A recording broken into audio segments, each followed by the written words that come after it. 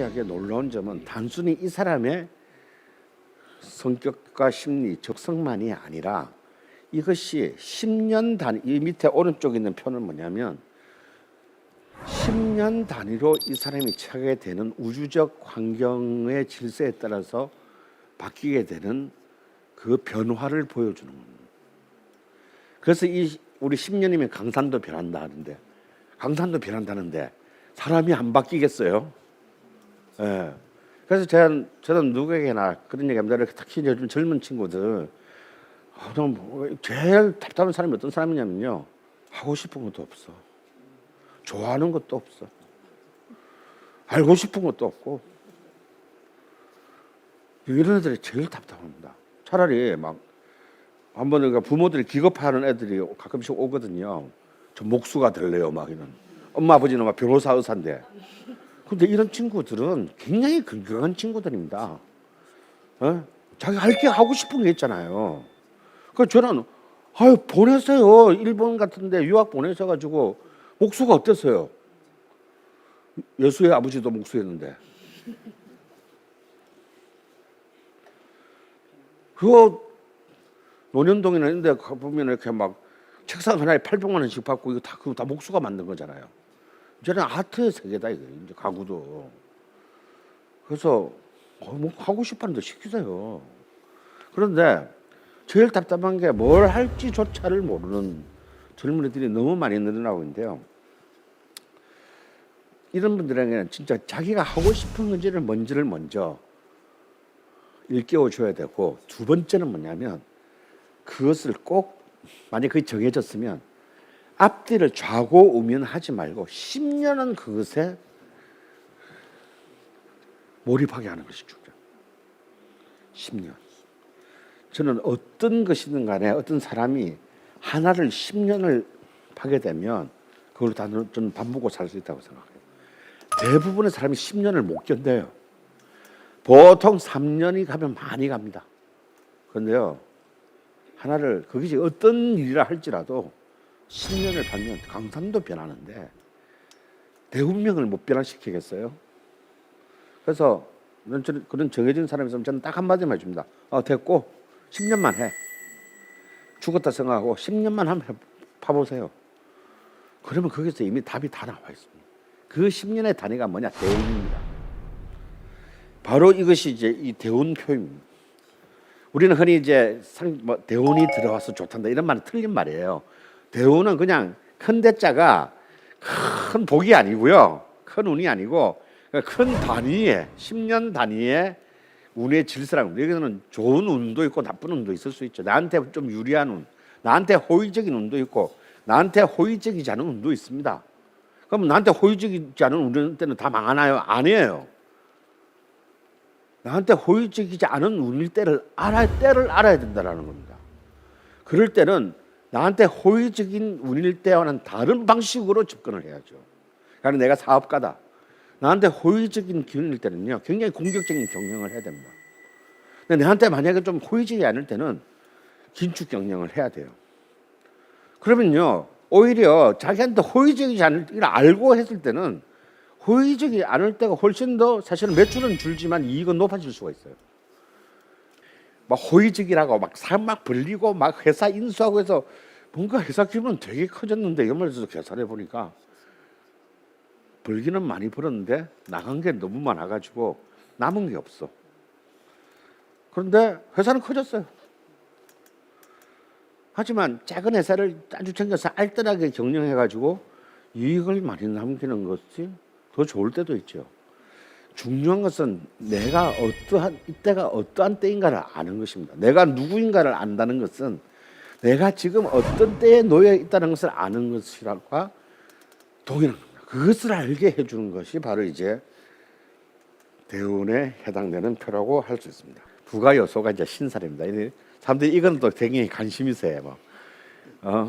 무슨 도화살 이런 거. 예. 근데 이제 이것은 너무 좀 이렇게 세속적이 되다 보니까 한때는 500개가 넘어가는 신살이 있었대요. 그래서 이제 지금은 신살을 그렇게 무슨 귀인 무슨 살 하는 이런 것들을 그렇게 높이 평가하지는 않고 그게 중요하게 비중을 두지 않습니다만, 그렇다고 해서 저는 무시할 수 있는 건 아니다.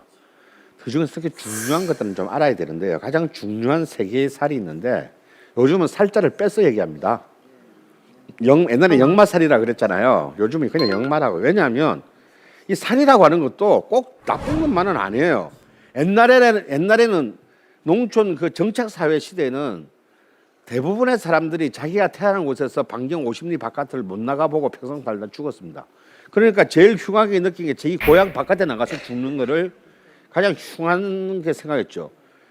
요즘 만약에 요즘 사는 사람이 자기 고향 밖으로 나가본 적이 50년 동안 없다 그러면 그건 불행한 사람이죠. 예.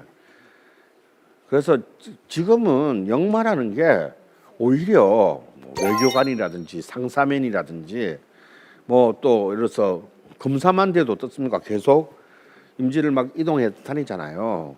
그래서 역마는 꼭 나쁘다고 볼 수 없기 때문에 그냥 역마라고 하는데, 물론 아무래도 집안에 가만히 있는 것보다 바깥에 돌아다니면 사고를 당할 가능성이 높죠. 바람날 가능성도 높죠. 예? 그러다 보니까 또 그런 부작용도 피할 수는 없지만, 그렇다고 그것을 나쁘게만 볼 수 없어요. 도화라는 것도 마찬가지입니다. 옛날에는 막 여자가 도화가 있으면 굉장히 마치 막 음탕한 어떤 그런 그 개념으로 바라봤지만요. 지금은 돈 들여서라도 도화를 가지려고 하잖아요. 예? 이게 도화는 그냥 음탕함하고 사실은 상관이 없고 인정받는 능력입니다. 왜 이런 거 있죠? 똑같이 직장에서 일을 했는데 어쩌면 이 사람이 더 잘하고 이 사람은 좀 덜 했는데도 꼭 같은 직급에서 이 사람이 더 높은 인사평가를 받는 사람들이 있어요. 저도 이제 남의 이제 부하직이나 인사평가하는 입장에서 보면 솔직히 어떻게 이게 판매직이 아니고서야, 영업직이 아니고서야 그 사람의 성과를 어떻게 객관적으로 평가합니까? 자동차 세일즈 회 사람이냐 몇 대 파느냐 이것만 보면 되지만 대부분 회사가 그런가요?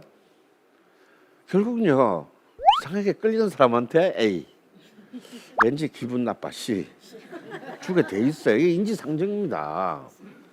그런데요, 그 왠지 A 주고 싶은 사람, 이게 도화예요. 그러니까 지금 시대에서 특히 PR이라는 것이 중요한 시대에서 도화라는 것은 어마어마한 힘인 거예요. 그게 뭐냐면 딱 CF 광고 모델을 생각하시면 돼요.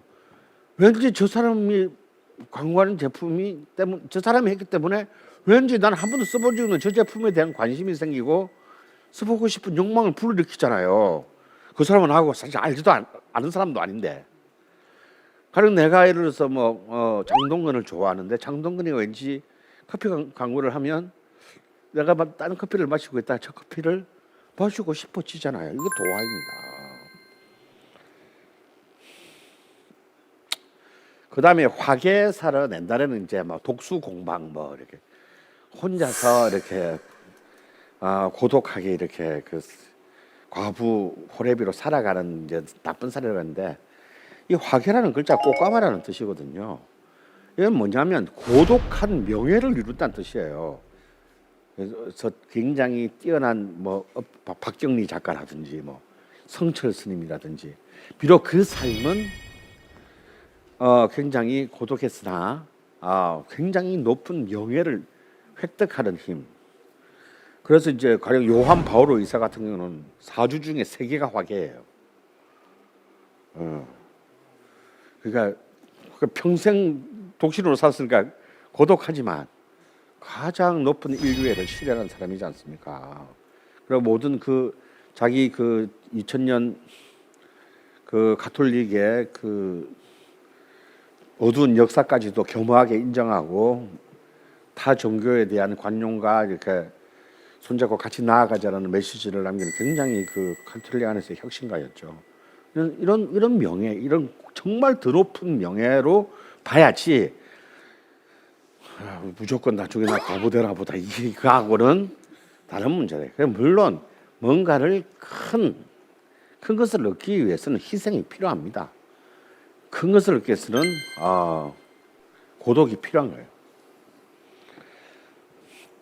그리고 이제 흔히 말하는 귀인이라는 게 있습니다. 그래서 이제 뭐 천을 귀인, 천덕 귀인, 월덕 귀인 이런 게 이제 이른바 귀인의 트리플 크라운이라고 할 수 있는데요.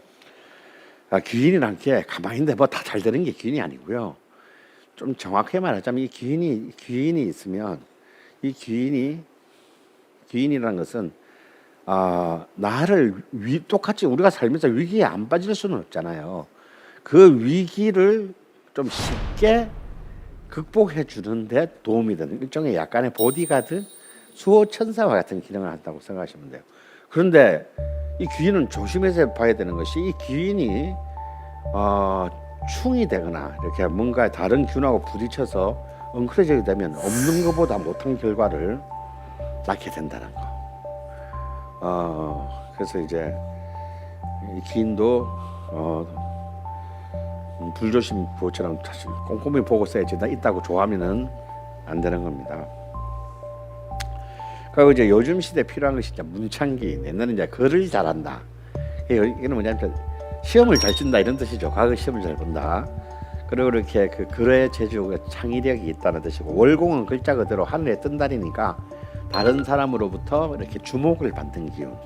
연단에 서거나 뭐 무대에 서거나 조명을 받으면서 딴 사람들한테 주목받는 그런 기운입니다. 가령 서태지 같은 사주를 보면은 사주 4개 중에 3개가 쫙 월공으로 쫙 깔려 있어요. 이런 것들이 이제 엄청난 주목을 받는 힘을 발휘합니다. 자, 이런 것을 바탕으로 해서 이 사람 어떤 하나의 원국의 길흉화복의 그걸 이제 분석해내는 겁니다. 그래서 길한 것과 복이 되는 것은 자기가 지켜야 하는 것이고, 흉한 것과 화가 되는 것은 자기가 가장 적극적으로 방어를 해. 멍청하게 있다 뒤통수를 만든 거죠. 우리가 흉이나 화는 당하고 나면 다 그게 흉이고 화인 줄 다 알아요.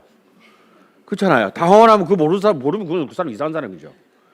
그럼 좀 당하기 전에 알면 보험이라도 넣어놓을 텐데. 그렇잖아요. 어차피 당할 거라면 보험이라도 넣어놔서 피해를 최소화할 수 있을 텐데, 당하고 난 뒤에 보험 들어놓을 걸 하고 하더니 이미 늦었다. 이미 당하고 난 뒤라는 거죠.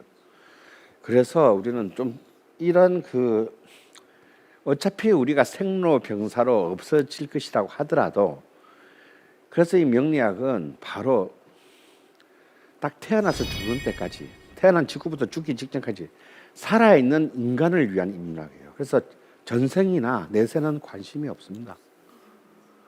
전생은 그냥 불교에게 맡기고 내세는 기독교가 알아서 하시고요. 명리학은 그건 관심 없어요. 오로지 그리고 탄생에도 관심이 있고 죽음에도 관심이 있습니다. 특히 명리학 가지고 너 언제 죽는다 이런 소리 하면 큰일 납니다.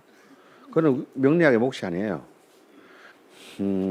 그래서 결국 이제 우리는 마지막으로 다시 결국 운명이라는 단어에 도착했습니다.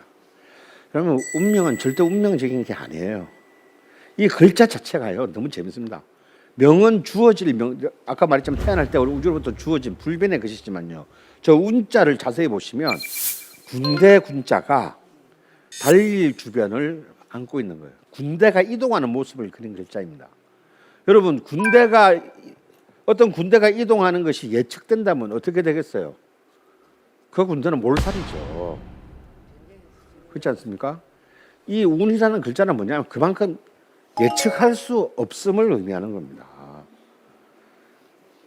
결국 운명이라고 하는 것은 이런 예측할, 우리 인간의 삶은 내가 이 우주로부터 부여받은 어떤 소명과 동시에 예측할 수 없는 이 예측 불가능 속에서 산다는 것을 의미하는 것이고, 또 다른 한편으로는 이 운자는 또한 동시에 운영하다, 운전하는 개념이 있기 때문에 나의 주어진 명을 어떻게 주체적으로 운영할 것인가라는 그런 뜻이지, 나는 어찌할 수 없이 운명적으로 그냥 이렇게 살다가 가른다는 그런 굉장히 수세적이고 결정적인 단어가 결코 아니라는 것입니다. 결국 바로 명리학은 다름 아닌 내 삶이 어떤 것에 의해서 결정되어진 것이 아니라 바로 나의 전략과 전술에 의해서 얼마든지 변화시키고 향상시킬 수 있는 그런 우리는 자유의지를 가진 존재라는 것. 그리고 이미 태어날 때부터 모든 것들이 결정된 어떤 그런 존재가 아니라 바로 자신의 삶을 얼마나 더 주체적으로 그리고 주도적으로 설정하느냐에 따라서 우리의 삶의 행복과 결론은 결정된다는 것을 명락은 우리에게 가르쳐줘. 이 운명이라는 글자가 이미 이 글자 자체가 우리에게 가르쳐 주는 것입니다.